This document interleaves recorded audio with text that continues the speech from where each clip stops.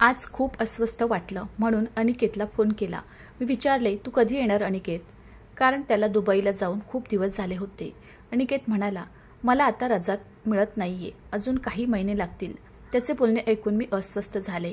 मी म्हणाले, तुला भारतात का यायचे नाही? तो म्हणाला, निहारिका, समजून घेण्याचा प्रयत्न कर।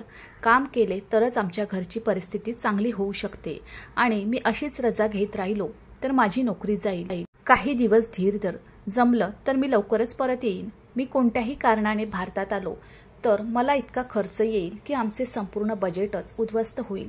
मला कंपनीकडून रजा मिळेल आणि मला भारतात पाठवण्याचा खर्चही ते उचलतील। माझे सुट्टीचे पैसेही कापणार नाहीत। अनिकेत मला त्याच्या अडचणी सांगत होता। माझे मन दुःखी झाले, पण तरीही मी आग्रह केला, काही हरकत नाही, तुमचे पैसे गुंतवा आणि सुट्टी घ्या। अनिकेत म्हणाला, मी भारतात येण्यासाठी एवढे पैसे खर्च केले तर माझे कुटुंब कसे जगणार?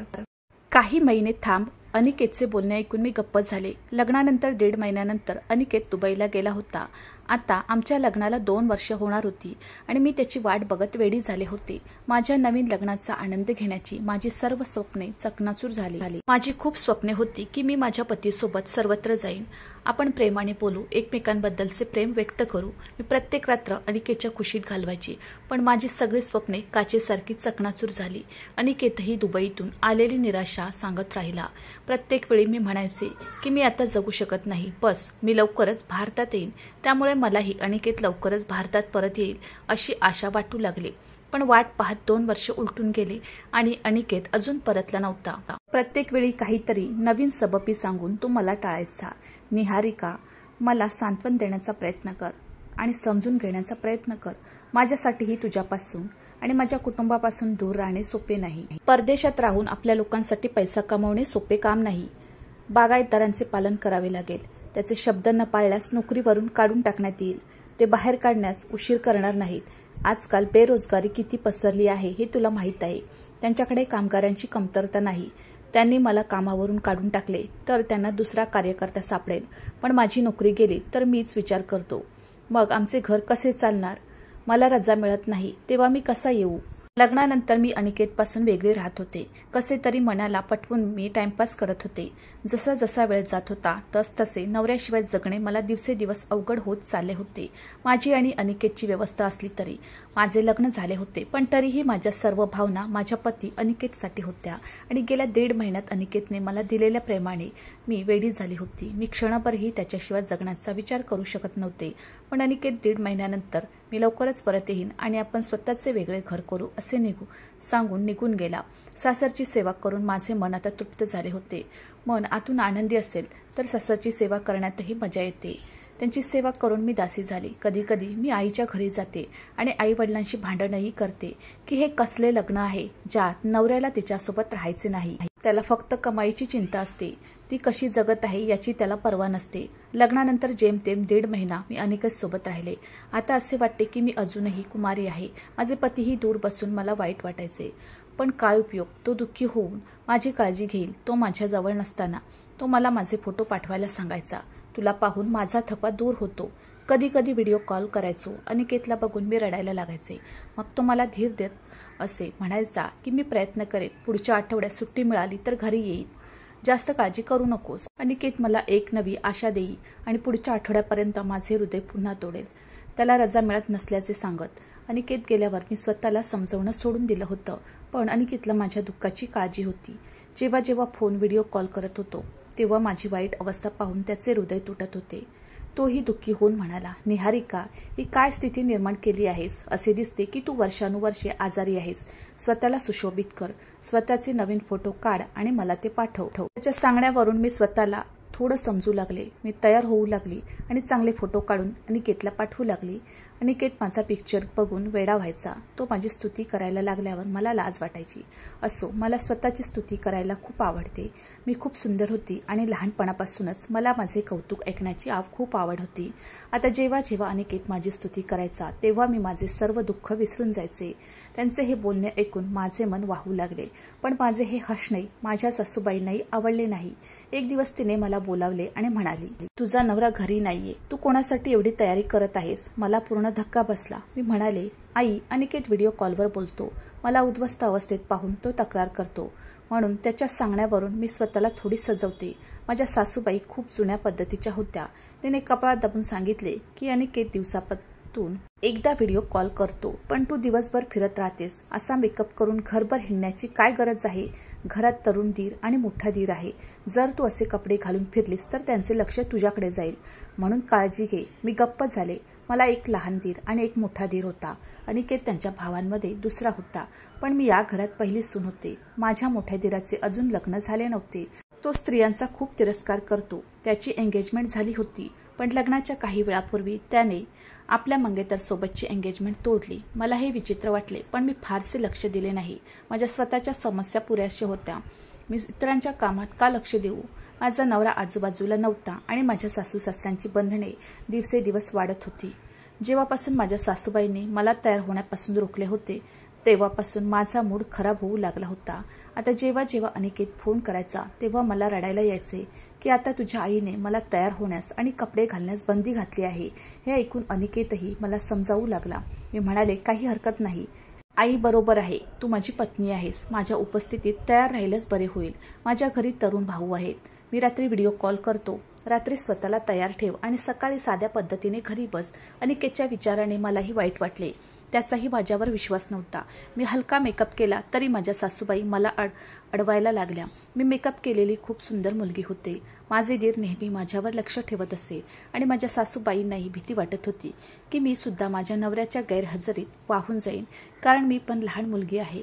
नवीन लग्न झाले होते. लग्नानंतर मुलीला पतीसोबत राहण्याची इच्छा असणे स्वाभाविक आहे आणि पती पत्नीची इच्छा पूर्ण करू शकत नाही, तेव्हा पत्नी इकडे तिकडे भटकते आणि कदाचित हीच भीती माझ्या सासूबाईंना सतावत होती. मी फॅन्सी साडी नेसली तरी माझ्या सासूबाई मला लगेच थांबवतात. अशा प्रकारची साडी घालायला ती म्हणते, तू पूर्ण ब्लाऊज घालून डोक्यावर पल्लू घे आणि एवढा मेकअप करण्याची गरज नाही. घरी तरुण मुलं राहतात आणि तुला अजिबात काळजी नाही. तुझा निष्काळजीपणा तुला एक दिवस नुकसानात टाकेल. फक्त तू विवाहित आहेस याचा अर्थ असा नाही की तू तुला हवे ते करू शकतेस. विवाहित मुलीनेही सावधगिरी बाळगली पाहिजे. लग्नाचा अर्थ असा नाही की तू बेफिकीरपणे जगू लागशील. मला सासूचा राग आला. मी अनिकेतला सांगेन की मला आई वडिलांच्या घरी राहण्याची परवानगी द्यावी, म्हणजे मी उघडपणे जगू शकेन. पण अनिकेतला हेही मान्य नव्हते. तो म्हणतो की माझ्या कुटुंबातील सदस्य विरुद्ध स्वभावाचे आहे. तू तुझ्या आई वडिलांच्या घरी जाऊन बसलीस तर ते आणखी गोष्टी तयार करतील की पती दुसऱ्या देशात पडून आहे आणि पत्नी आपल्या आई वडिलांच्या घरी जाऊन व्यभिचार करत आहे. तू माझी बायको आहेस आणि माझ्या घरी आईसोबत राहते. माझ्या आईची काळजी घे. मला आता कंटाळा आला आहे. मी विचित्र कोरडी झाली होती आणि निस्तेज जीवन जगत होती. मला या सगळ्यांचं वाईट वाटलं. मी माझ्या नवऱ्यावर प्रेम करत होते, कारण तो एक अतिशय प्रेमळ देखणा तरुण मुलगा होता, पण मी त्याच्या कुटुंबात खूप गोंधळले होते. साधे दिसणे आणि मंद रंगाचे कपडे परिधान केल्याने मला माझ्या वेळेपूर्वीच म्हातारी वाटू लागली होती. माझी सासू माझ्यावर विनाकारण दबाव आणत आहे असे मला वाटते. माझ्या मोठ्या मुलाला स्त्रियांमध्ये रस नव्हता, तर त्याने आपल्या मंगेतरला घटस्फोटही दिला होता. माझ्या सासूबाईंनी हे मला सांगितले होते की मुलगी खूप सुंदर आहे. एंगेजमेंटच्या महिनाभरानंतरच माझ्या मुलाने मुलीशी संबंध तोडले आणि पुन्हा लग्न केले नाही. माझा मोठा दीरही खूप साधा स्वभावाचा मुलगा होता. तो सकाळी घरातून निघून जायचा, फक्त रात्री परत यायचा आणि नंतर बहुतेक त्याच्या खोलीतच राहायचा. ना कोणी विनाकारण बोलले ना खोलीबाहेर बसले. माझा मोठा दीर याची तब्येत चांगली होती. चांगल्या सुरतचा माणूस होता. त्याला बायकांचा त्रास का होता माहीत नाही. आता मलाही वाटू लागलं होतं की कदाचित माझ्या मोठ्या दीरामध्ये पुरुषी ताकद कमी आहे आणि ते स्त्रियांना खुश करू शकणार नाहीत. म्हणूनच तो लग्न करत नाही आणि दुसऱ्या स्त्रीचे आयुष्य उद्ध्वस्त करण्यापेक्षा त्याने लग्नच केले नाही हेच बरे. माझ्या सासूबाईंना हे का समजले नाही ते मला कळत नाही आणि त्यांनी लग्न करण्याचा आग्रह धरला. पूर्वी तो चांगला कमावत होता आणि माझ्या पतीसोबत दुबईत राहत होता, पण आता तो भारतात आला आणि इथे राहू लागला. प्रत्येक वेळी मी अनिकेतला त्याच्या मोठ्या भावाचे उदाहरण देत असे की तो अविवाहित आहे पण तरीही घरी राहतो. अनिकेत, लग्नानंतर तुला भारतात नोकरी मिळायला हवी होती. अनिकेत हा एक विचित्र माणूस होता आणि तो त्याच्या बायकोला घरी एकटी सोडून मजूर म्हणून काम करत होता आणि मी माझा वेळ इथेच घालवत असे. अनिकेतला अजिबात पर्वा नव्हती. जेव्हा मी खूप अस्वस्थ होते तेव्हा मी अनिकेतला म्हणते की आता परत ये. माझा संयम आता ढासळू लागला आहे. मी जेव्हाही भांडायला लागायचे तेव्हा तो मला समजावण्याचा प्रयत्न करायचा की जरा धीर धर निहारिका. मी पैसे वाचवले पाहिजे जेणेकरून मी भारतात येऊन काही छोटे काम करू शकेन आणि भविष्यात आम्हाला कोणतीही अडचण येऊ नये. मला तुझी खूप आठवण येते की मला रात्री झोप येत नाही, पण मी माझ्या मनाला पटवून देतो की अंतर फक्त काही दिवसांचे आहे. मग आपण कधीच वेगळे होणार नाही. माझ्या सासरच्या घरातील व्यवस्था ही खूप वेगळी होती. घरात पैशाची कमतरता नसल्यामुळे अनिकेतने स्वतःकडे पैसे साठवायला हवे होते. माझे मोठे दीर चांगले पैसे कमावत होते आणि घर खर्चही भागवत होते. मग सगळे पैसे आई वडिलांच्या हातात का द्यायला हवे होते? मी अनिकेतला अनेक वेळा गप्प बसून सर्व पैसे माझ्या खात्यात पाठवायला सांगितले होते आणि माझे बोलणे ऐकून अनिकेतला राग आला. तू आत्तापासूनच माझं तुझं करायला लागलीस. मी माझ्या आई वडिलांपेक्षा वेगळा नाही. अनिकेतच्या या विधानावर मी गप्प बसले. बरं, सासूच्या नकारानंतर मी कपडे घालणे सोडून दिलं होतं, पण माझ्या भावनांचं काय करणार? रात्री झोपायला गेल्यावर अनिकेतची खूप आठवण यायची. माझ्या भावना वाढू लागल्यावर मी उशी माझ्या छातीशी धरून ठेवत. मला अनिकेतच्या मिठीत राहण्याची इच्छा व्हायची. कंटाळा यायचा आणि आंघोळीसाठी बाथरूममध्ये जायचे आणि जेव्हा मी माझे कपडे काढायचे तेव्हा माझ्या शरीराकडे पाहून आणखीनच वाहून जायचे. आता मला एक विचित्र सवय लागली होती. जेव्हा मी आंघोळीला जायचे तेव्हा मी स्वतःचे फोटो काढायचे आणि ते पाहून मला आनंद का वाटत असे. आता माझी ही सवय खूप वाढली होती की मी बहुतेक वेळा माझ्या बाथरूममध्ये असते. अंघोळ करताना वेगवेगळ्या पोजमध्ये स्वतःचे फोटो काढत राहिले. आता माझे हृदय माझ्या नियंत्रणाबाहेर जात होते आणि मग एके दिवशी भावनांनी भरलेल्या मी एक पाऊल उचलले जे सभ्य स्त्रियांना शोभत नाही, पण मला माझ्या सुंदर शरीराची प्रशंसा ऐकायची होती. मला पुरुषांनी माझ्या सुंदर व्यक्तिरेखेचे कौतुक करावे असे वाटत होते आणि म्हणूनच हे करताना मला लाज वाटली नाही. पण हे पाऊल माझ्या आयुष्यात काय वादळ निर्माण करेल हे मला माहीत नव्हते. माझ्या सासूबाईंनी माझ्यावर सतत नजर ठेवली. जेव्हा मी बहुतेक वेळा खोलीत बंद असे किंवा बाथरूममध्ये जास्त वेळ घालवत असे तेव्हा माझ्या सासूबाई मला बऱ्याचदा प्रश्न विचारू लागले आणि तिला पाहिल्यावर माझ्या चेहऱ्यावरचे भाव बदलायचे. एके दिवशी माझा मोबाईल खराब झाला आणि मी पूर्णपणे घाबरून गेले. फोटो काढणे हा माझा नवीन छंद होता. माझ्या मोबाईलशिवाय मी जगू शकले नाही. त्या छंदाने मला खूप डोक्यावर घेतले होते आणि मी एक दिवसही त्याशिवाय राहू शकले नाही. माझ्या मोबाईलमध्ये माझा असा फोटो होता. कोणी पाहिला असता तर माझी बदनामी झाली असती. अनिकेतने माझ्या सासूबाईंच्या नंबरवर फोन केला असता मी अनिकेतला मोबाईल खराब झाल्याचे सांगितले. अनिकेत म्हणाला, तू काळजी करू नकोस. मोठा भाऊ घरातील सर्व मोबाईल त्याच्या मित्राच्या दुकानात घेऊन जातो आणि स्वतः दुरुस्त करून घेईल. तू फोन सुनील भैयाला दे, तो तुझा फोन दुरुस्त करेल. मला पण थोडा दिलासा मिळाला की माझा मोठा दीर या प्रकारचा माणूस नाही की तो माझ्या मोबाईलमध्ये डोकावेल. माझा फोन मोठ्या दिराला दिला होता आणि तो संध्याकाळीच दुरुस्त करून आला. मी मोठ्या दिराच्या खोलीतून मोबाईल घेण्यासाठी गेले तेव्हा माझ्या सासूने मला दिराच्या खोलीतून बाहेर पडताना पाहिले. मी घाबरली. तिने मला हाक मारली आणि विचारू लागली, तू सुनीलच्या खोलीत का गेलीस? मी तिला समजावले की आई, माझा मोबाईल खराब झाला होता आणि मी तो दुरुस्त करायला दिला होता. मी तो घ्यायला गेले होते, पण मला कळत नाही की माझ्या सासूबाई माझ्यावर सतत का संशय घेत होत्या. लग्नानंतरही मुली आपल्या पतीशिवाय जगू शकतात हे माझी सासू मला पटवून देऊ लागली. घर चालवायला नवरा परराज्यात जाऊन पैसे कमावतो तेव्हा त्या मुली सासरच्या घरी राहून नवऱ्याची वाट बघतात आणि नवऱ्यासाठी स्वतःला सुरक्षित ठेवतात, त्यांची इज्जत सुरक्षित ठेवतात. पण तू स्वतःची काळजी घे. मी तुझ्या आईसारखी आहे, म्हणूनच मी तुला समजावण्याचा प्रयत्न करत आहे. स्त्रीचा आदर काचेसारखा असतो. त्यात एकदा भेगा पडल्या की तो दरा पुन्हा कधीच भरणार नाही. नेहमी इतर पुरुषापासून अंतर राखले पाहिजे, कारण अनोळखी माणूस हा अनोळखी असतो. तुझा दीर सुद्धा शेवटी पुरुष आहे आणि त्याच्यापेक्षा लहान आहे. सासूबाईंच्या या सल्ल्याचे मला खूप वाईट वाटले, पण मी गप्प राहिले. पण पुढच्याच वेळी माझ्या सासूबाईंनी सांगितलेल्या गोष्टीने मी अस्वस्थ झाले. ती म्हणाली, तू खूप विचित्र गोष्टी करायला लागली आहेस. कधी कधी दिराच्या खोलीतून बाहेर पडतेस, कधी कधी आपल्या खोलीत कोंडून घेण्याची घाई वाटते. आंघोळीला गेल्यानंतर तासनतास बाथरूममध्ये कोंडून राहतेस. मी तोंड उघडून सासूबाईंकडे पाहू लागले. माझ्या सासूबाईंनाही अशा छोट्या गोष्टी जाणवत होत्या. मला आश्चर्य वाटले. माझे काहीही माझ्या सासूबाईंना ते सहन होत नव्हते, पण सत्य हेच होते की माझ्या सासूबाईंनी जग पाहिले होते. ती एक अनुभवी स्त्री होती. तिला माझ्या आतील बदल जाणवत होते, म्हणून तिने मला समजावून घेतले. तिला माहीत होते की मी एक तरुण मुलगी आहे आणि मी कदाचित माझ्या पतीशिवाय जगत असल्याने मी मार्गापासून दूर जाऊ शकते आणि कदाचित आता तिला समजू लागले होते की मी पतीशिवाय जगू शकत नाही. पण मी माझ्या सासूबाईंच्या बोलण्याकडे दुर्लक्ष करू लागले. पण एके दिवशी अनिकेतने सांगितलं की आई सगळी कामं आणि व्यवसाय सोडून हट्ट करू लागली आहे. भारतात ये. आईला काय झालं माहीत नाही. पूर्वी ती स्वतः म्हणायची की तू स्वतःचा व्यवसाय सुरू करण्यासाठी पुरेसे पैसे वाचव आणि नंतर भारतात येऊन स्थायिक व्हावे.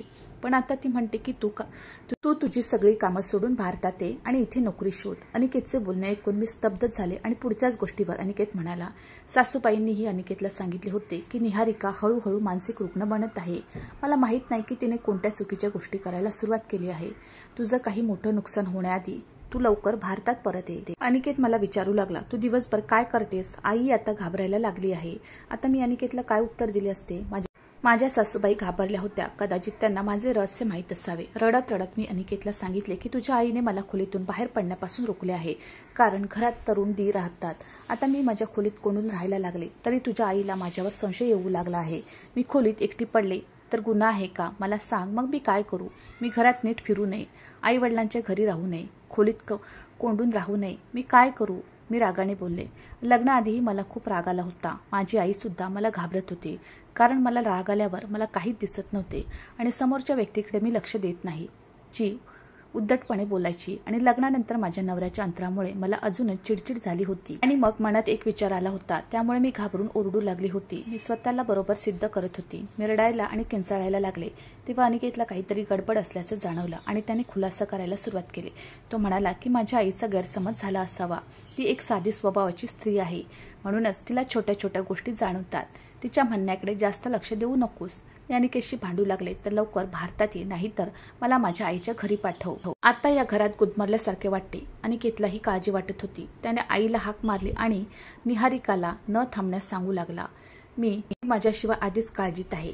ती एकटेपणाची शिकार आहे आणि त्या दिवसापासून माझ्या सासूबाईंनी मला थांबवणं बंद केलं, पण त्यांची नजर अजूनही माझ्याभोवती फिरत होती. माझ्या सासूबाईंमध्ये झालेला बदल पाहून मला आश्चर्य वाटले. 2 वर्षात मी सासू सासऱ्यांना इतकं समजून घेतलं होतं की त्यांनी कोणत्याही वैयक्तिक बाबींमध्ये ढवळाढवळ केली नाही. लग्न करून मी या घरात आल्यापासून माझ्या सासूबाई माझ्याशी नेहमी सावधपणे बोलल्या होत्या, पण आता माझ्या सासूचे सतत गप्प राहणे आणि माझ्यावर संशय घेणे मला त्रास देत होते. माझ्या सासूबाईंनी झोपण्यापूर्वी 1 ग्लास कोमट पाणी प्यायला दिले होते. मी दूध पित असताना सासूच्या खोलीत गेली, पण मी दारातच थांबले, कारण आतून येणाऱ्या आवाजात माझं नावही होतं. माझे नाव ऐकून मी दारात थांबले. माझा दीर आणि सासू बंद दाराच्या मागे बोलत होते आणि ते काय बोलत होते ते ऐकून मला धक्काच बसला. मला माझ्या दीराची कॉलर पकडायची होती. तो इतका निकृष्ट माणूस होता, पण मला अनावश्यक भांडणात पडायचे नव्हते. मी माझ्या खोलीत आली आणि डोकं धरून बसले. त्या गोष्टीचा विचार करून मी वेडी झाले होते. मला वाटले की मोठा दीर खूप साधा माणूस आहे, पण मला ते माहीत नव्हते. तो या प्रकारचा माणूस होता. लाजिरवाणेपणा आणि अपमानामुळे माझी प्रकृती खराब होऊ लागली. माझ्या नवऱ्याला हे सांगतानाही मला लाज वाटत होती. त्या रात्री मी पूर्ण टेन्शनमध्ये बाहेर गेली होती आणि ह्या टेन्शनमध्ये मी मोबाईल उघडून बसली आणि माझे फोटो बघू लागले. असं सेक्सी पिक्चर मी अनिकेतला पाठवणार असे मनातल्या मनात खोडकर वाटले आणि पुढच्या क्षणी मी अनिकेतच्या नंबरवर अतिशय सुंदर सेक्सी कपड्यांचे फोटो पाठवले. पण पुढच्या क्षणी माझा श्वास माझ्या छातीत थांबला, कारण चुकून मी माझे ते छायाचित्र माझ्या मोठ्या दीराच्या नंबरवर पाठवले होते. मी वेळ पाहिली. रात्रीचा 1 वाजला होता. मला वाटले की यावेळी माझा दीर झोपला असेल, पण मी सकाळची वाट पाहू शकले नाही. जर माझा दीर उठला असता तर त्याने माझे चित्र पाहिले असते आणि मग मी त्याच्याशी डोळा संपर्क करू शकले नसते. माझे चित्र असे नव्हते की इतर कोणी त्याकडे पाहिल. मला काही निमित्तही करता आले नाही. मला काहीच समजत नव्हते काय करू. मी त्याच्या खोलीत अवघडून इकडे तिकडे धावू लागली. आता काय करावं या विचारात मी वेडी झाले होते. रात्री भावाच्या खोलीत गेले असता तर मला त्रास झाला असता. जरी मी ते चित्र माझ्या बाजूने हटवले होते, पण तरीही मला भीती वाटत होती की ते चित्र माझ्या दीराच्या फोनमध्ये सेव्ह झाले असावे, कारण आजकाल असे तंत्रज्ञान आले आहे की डिलीट केलेले मेसेजही सहज पाहता येतात. मी असा विचार केला की मी माझ्या दीराच्या खोलीत जाऊन त्याचा मोबाईल उचलून तो फोटो डिलीट का करू नये. पण जर मी तसे केले तर माझा दीर मला तशी मुलगी समजेल. तरीही मी घाबरून खोलीतून बाहेर डोकावले. घरात पूर्ण शांतता होती. प्रत्येकजण आपापल्या खोलीत शांत झोपला होता. माझी झोप उडाली होती. माझ्या दीराच्या मोबाईलमधून माझा फोटो डिलीट केल्याशिवाय मला चैन पडणार नाही. मी माझ्या खोलीतून बाहेर आले आणि माझ्या दीराच्या खोलीकडे वळले. माझे हृदय खूप धडधडत होते. मला भीती वाटत होती की माझ्या सासू किंवा सासऱ्यांनी ते पाहिले तर ते माझ्यावर संशय घेतील. मी हळूच माझ्या दीराच्या खोलीत पोहोचले तेव्हा तिथेही अंधार पडला होता. माझा दीर त्याच्या पलंगावर शांत झोपला होता.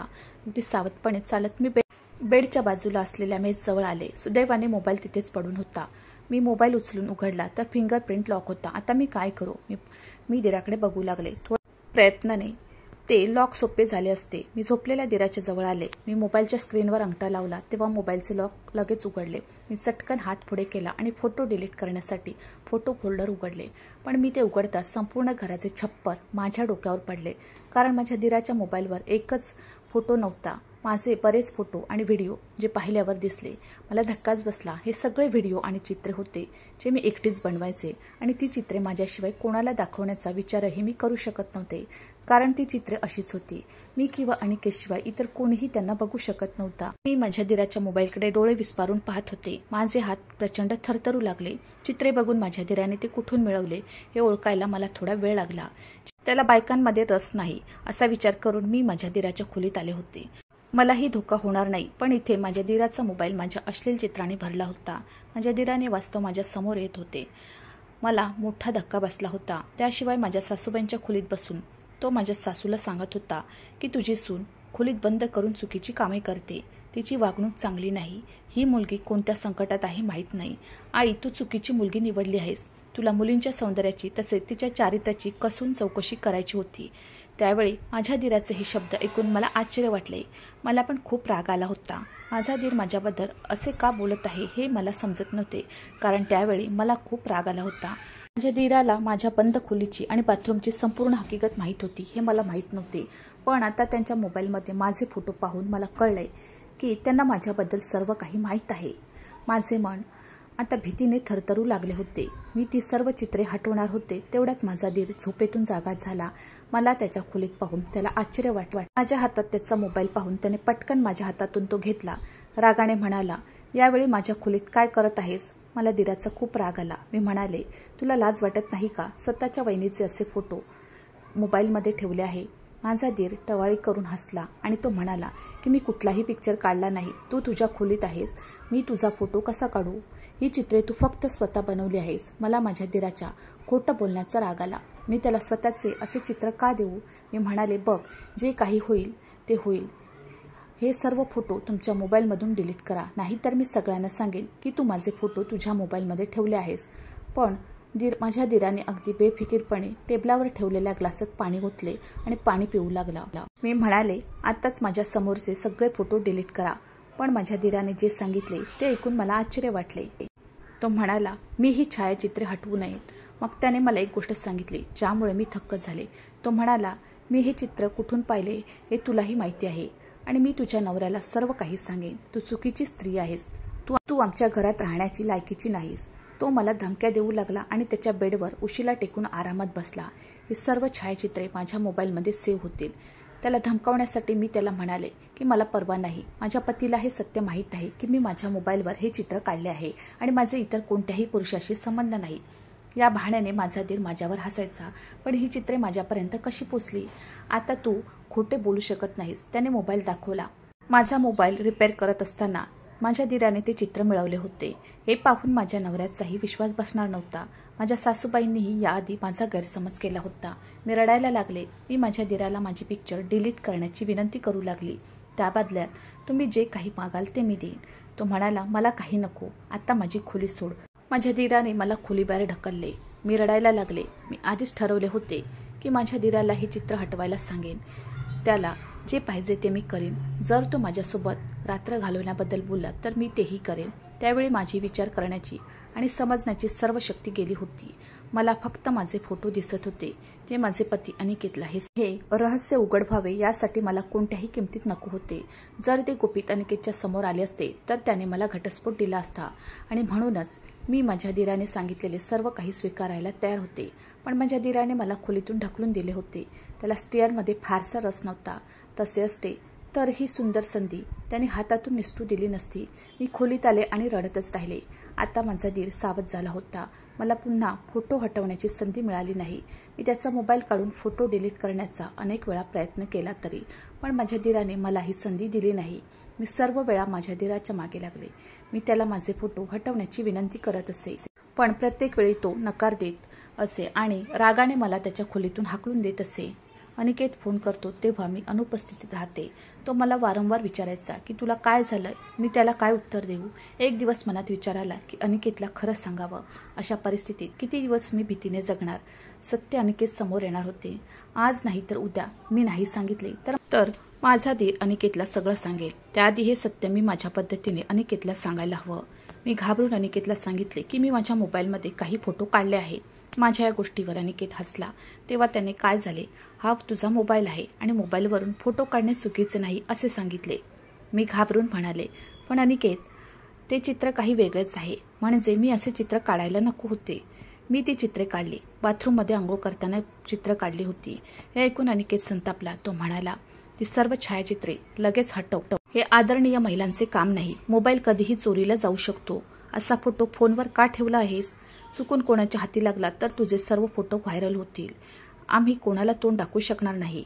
अनिकेत मला शिव्या देत होता, पण आतापर्यंत मी अनिकेतला फक्त अपूर्ण सत्य सांगितले होते. मी माझ्या मोबाईलवर हे चित्र काढल्याचे संपूर्ण सत्य सांगितले नाही. मी अनिकेतला ही चित्रे काढण्याचे कारण सांगितले असते तर कदाचित त्याने मला घटस्फोट देऊन घराबाहेर हाकलून दिले असते. आता मी स्वतःला शिव्या देऊ लागले. जर मी हे चुकीच्या पद्धतीने करायला सुरुवात केली असती तर आज मी या समस्येला बळी पडले नसते. दुसरीकडे मी माझ्या दिराची समजूत काढत राहिले. एकदा त्याने माझे चित्र हटवावे. यापुढे मी अशा गोष्टी करणार नाही. मला पश्चाताप झाला आहे. पण नंतर माझ्या दिराने माझ्याशी असे काही बोलले की मी तोंड उघडून माझ्या दिराकडे बघतच राहिले. माझ्या दिराचा उद्देश कळल्यावर माझा आत्मा हादरला. वारंवार गुपचूप दिराच्या समोर जाणे, खोलीत माझे येणे जाणेही माझ्या सासूबाईंच्या नजरेत आले होते. माझ्या सासूबाईंना धक्का बसला. माझे जीवन रानटी झाले होते. महिना उलटला होता. आता माझा दीर मला खोलीत बोलवायचा आणि त्याच्या मनाप्रमाणे ब्लॅकमेल करायचा. प्रत्येक वेळी मी त्याच्या खोलीतून रडत बाहेर पडायचे. आता सासूही माझ्यावर संशय घेऊ लागली आणि महिनाभरानंतर अनिकेत भारतात परतला. नवऱ्याला पाहून मी दगडासारखी झाली. आनंदाऐवजी माझे हृदय भीतीने थबकले. माझा नवरा हसत हसत माझ्याकडे आला तेव्हा मी भीतीने पांढरी पडली. तो मला सोडून गेला होता तसा तो राहिला नव्हता. माझे सत्य जाणून पतीने मला घटस्फोट दिला असता हे विचार करून माझे मन धस्स होईल. मी फक्त स्वतःवर नियंत्रण ठेवले आणि मग स्मित व्यवस्थापित केले. माझे मन रडत होते. जर मी पूर्वीसारखी शुद्ध आणि निष्कलंक राहिली असती तर माझा नवरा आल्यावर मला आनंद झाला असता. माझ्या नवऱ्याने माझ्यासाठी खूप गोष्टी आणल्या होत्या. तो म्हणाला, इतके दिवस तुझ्यापासून दूर राहणे माझ्यासाठी खूप कठीण होते, परंतु मला कधीही त्रास होऊ नये म्हणून मी तुझ्यासाठी आणि माझ्या भविष्यासाठी खूप मेहनत करत होतो. मी त्याची वाट पाहत होते म्हणून तो माझे आभार मानत होता. त्याच्या बोलण्यावर मी खजील होऊन रडू लागले. मी थकले होते. पापाच्या ओझ्याने दबले होते ज्याने मला माझ्याच नजरेत पडले होते. मी ओरडले तेव्हा अनिकेत अस्वस्थ झाला. तो मला विचारू लागला की काय झालं, आता मी आलोय, आता का रडत आहेस? मी खोटं बोलले. मी म्हणाले, हे आनंदाचे अश्रू आहेत. माझा नवरा आल्यानंतरही मी माझ्या दिराला एकांतात माझ्यावर दया करा आणि माझा नाश करू नका अशी विनंती करायचे. मी एक सामान्य मुलगी होते. मी चुकून पाप केले, पण आता मी ते पचवण्याचा प्रयत्न करत आहे. एके दिवशी घरातील सर्व सदस्य घरी नसताना फक्त माझा दीर, अनिकेत आणि मी होतो. माझ्या दिराने अनिकेतला माझे संपूर्ण सत्य उघड केले की तुझ्या पत्नीने फेसबुकवर वैयक्तिक गुप्त खाते तयार केले आहे. या पेजवर ती तिचा चेहरा लपवून तिचे सेक्सी फोटो पोस्ट करते. हजारो आणि शेकडो पुरुष तिच्या शरीराकडे पाहतात आणि तिच्या आकृतीची प्रशंसा करतात आणि उंगळ कमेंट्सही पास करतात आणि ही मुलगी आनंदी आहे. मी मान टेकवून रडू लागले. अनिकेत माझ्याकडे अविश्वासाने बघत होता. मग तो आपल्या भावावर रागाने ओरडला, माझ्या निर्दोष पत्नीवर असे कसले आरोप करत आहेस? माझ्या दिराने माझा आयडी उघडला आणि फोन माझ्या नवऱ्याच्या हातात दिला. माझा मोबाईल दुरुस्त करत असताना माझ्या दिराने मोबाईल उघडला तेव्हा त्याने संपूर्ण मोबाईल चेक केला आणि तिथे माझा आयडी सुद्धा पाहिला आणि त्याचे स्क्रीनशॉट काढून ठेवले. मी माझ्या बाजूने आयडी डिलीट केला होता, पण ते स्क्रीनशॉट्स पुरावे होते. मी रडायला लागले. माझ्याकडून चूक झाली म्हणून मी नवऱ्याची माफीही मागितली. मी आता माझा आयडी डिलीट केला आहे. मला माफ करा. मी पुन्हा अशी चूक करणार नाही. मी रडत राहिले, विनवणी करत राहिले, पण अनिकेतने मला घराबाहेर ढकलले. रडत रडत आईच्या घरी आले. एका छोट्याशा चुकीमुळे माझं घर उद्ध्वस्त झालं होतं. जेव्हा माझ्या आईला सत्य समजले तेव्हा तिने माझ्याबद्दल वाईट बोलले आणि सांगितले की कोणीही हे सहन करणार नाही की त्यांच्या पत्नीने तिचे सौंदर्य त्याच्याशिवाय इतर कोणालाही दाखवावे आणि तू मर्यादा ओलांडली आहे. आता मला आयुष्याचा तिरस्कार वाटू लागला. मी अनिकेतशिवाय जगण्याचा विचारच करू शकत नव्हते. टाइमपास करण्यासाठी कदाचित अशा प्रकारे मी एकटेपणाला बळी पडणार नाही या विचाराने मी ते चुकीचे कृत्य केले होते, पण मी स्वतःला उद्ध्वस्त केले होते. जीवाला कंटाळून मी हातावरची नस कापली. आता मला जगायचे नव्हते. कदाचित जीवन माझ्यावर दयाळू होते. जेव्हा मला शुद्ध आले तेव्हा मी हॉस्पिटलच्या खोलीत होते. अनिकेत माझ्यासमोर बसला होता, पण त्याच्या चेहऱ्यावर राग होता. अनिकेतच्या मागे माझा दीरही उभा होता. दूर पाहिलं आणि उशीत अश्रू वाहू लागले. मी म्हणाले, अनिकेत, मी आता जिवंत राहण्यास सक्षम नाही. मी तुझी इज्जत तोडली. मी तुझी वाट पाहिली, पण माझ्या मनोरंजनासाठी मी चुकीच्या मार्गावर चालले. मी हे करायला नको होते. तुझा निर्णय जागी बरोबर आहे. तू माझ्यासारख्या बाईला तुझ्या आयुष्यात ठेवू नकोस. अनिकेतने माझा हात धरला. तू माझ्या मनातील प्रेम आणि आदर कमी केला आहेस असे तो म्हणाला, पण तरीही सुनील भैयाच्या सल्ल्यानंतर मला तुला एक संधी द्यायची आहे, परंतु भविष्यात तुझ्याकडून थोडीशी चूकही लक्षात आली तर लक्षात ठेव. तो दिवस माझ्या आयुष्यातील तुझा शेवटचा दिवस असेल. त्याने मला माफ केले, मला संधी दिली. अनिकेत बाहेर गेला, पण माझा धीर खोली बाहेर गेला नाही. तो माझ्या बेडजवळ आला. निहारिका, मी अनिकेतला फक्त तुझा फोटो आणि तुझ्या ID बद्दल सांगितलं होतं. अनिकेतला सांगितलं नाही की तुझे फोटो डिलीट व्हावेत म्हणून तू स्वतःला माझ्यासमोर मांडलेस. जर मी हे अनिकेतला खरे सांगितले असते तर कदाचित अनिकेतने तुला कधीच स्वीकारले नसते. पण मी अनिकेतला खरं सांगितलं नाही. मला आशा आहे की तू भविष्यात अशी चूक कधीच करणार नाही. मी अनिकेतला तुझे सत्य सांगितले नाही कारण तू आजपर्यंत जे काही केलेस ते फक्त छायाचित्रापुरते मर्यादित होते. याशिवाय तुझे इतर कोणत्याही पुरुषाशी कधीच चुकीचे संबंध नव्हते. अनिकेतने संपूर्ण माहिती गोळा करूनही हे सत्य कसे लपवले? तू अजूनही फक्त माझ्या भावाचीच आहेस. पण लक्षात ठेव, ज्या दिवशी मला तुझ्याबद्दल संशय येईल तेव्हा मी स्वतः अनिकेतला संपूर्ण सत्य सांगेन आणि तुला त्याच्या आयुष्यातून बाहेर काढेन. मी माझ्या धीराचे आभार मानले. माझा धीर खूप चांगला माणूस होता. त्याच्या आयुष्यात खूप चांगली आणि विश्वासू मुलगी यावी अशी मी मनातल्या मनात देवाकडे प्रार्थना केली होती. काही दिवसांनी मी बरी होऊन घरी परतले. मी माझे सर्व चुकीचे काम सोडून दिले होते आणि अनिकेत आणि माझ्या सासरच्या लोकांच्या सेवेत मनापासून वाहून घेतले होते. अनिकेतला किंवा माझ्या सासरच्या कुटुंबातील कुणालाही माझ्याकडे बोट दाखवायची संधी दिली नाही. अनिकेत खरंच खूप चांगला होता. त्याने माझ्या सर्व चुका माफ केल्या. त्याने मला मनापासून स्वीकारले आणि मला ते प्रेम दिले. कधी कधी मला स्वतःचीच लाज वाटते की मला माझ्या पतीची असहायता समजली नाही आणि माझ्या एकटेपणावर मात करण्यासाठी मी चुकीच्या शोकांचा अवलंब केला. शेवटी मी एवढेच सांगू इच्छिते की मुलीची इज्जत काचेसारखी नाजूक आहे, ती जपून ठेवा. तुमची छोटीशी चूकही तुमची प्रतिष्ठा खराब करू शकते. अनिकेतसारखा खरोखर प्रेमळ जीवनसाथी मिळणे सोपे नाही. मित्रांनो, मला आशा आहे की तुम्हाला आमची कथा आवडली असेल. कथा आवडली असेल तर व्हिडिओला लाईक करा. चॅनलवर नवीन असाल तर चॅनलला सबस्क्राईब करा आणि हो, नोटिफिकेशन बटन दाबा जेणेकरून तुम्हाला पुढील अपडेट्स सर्वात आधी मिळतील. तुमचा मौल्यवान वेळ कथा ऐकण्यासाठी दिल्याबद्दल धन्यवाद. पुन्हा भेटू अशाच एका नवीन कथेसोबत.